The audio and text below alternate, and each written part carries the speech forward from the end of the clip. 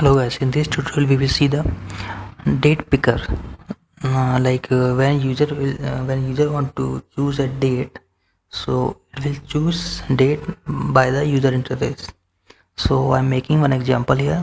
I'm taking linear layout and padding also I'm giving to him, and a button I'm setting here. Like by clicking this button, one pop-up will come from that one window you can see there. You can by the help of this window you can set the date. Okay, I'm setting this id as a date, and I'm just testing test date picker. So this id I will use in Java file. First of all, we have to initialize the button. After that, we have to typecast this button to date button. Okay, after that, to fetch the current date, we have to initialize the calendar class. Okay, after that we have to set the year, month and date like this. Okay, after that when we click that button, so we have to set one event that pop-up should come. So this code will help to pop up that content which through that we can choose the date.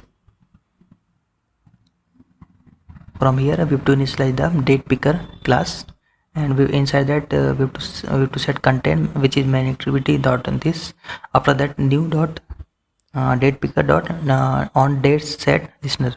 After that we have to override one method on date set, okay, which comes date picker view, year, month and date of month. After that I'm initializing one string which contains date of month, day of month / month, and I'm just printing that string which will contain our date.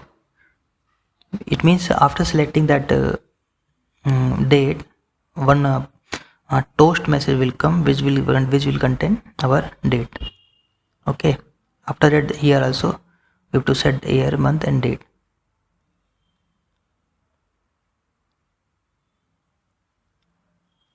This also we have to set a date picker dot get date picker dot set minimum date. It means actually this line, so this line is no need. If you can remove this. Basically this line, so it will be disable the previous date. Suppose if you don't want to choose the previous date, so this line will help. Okay, and by this we are just showing.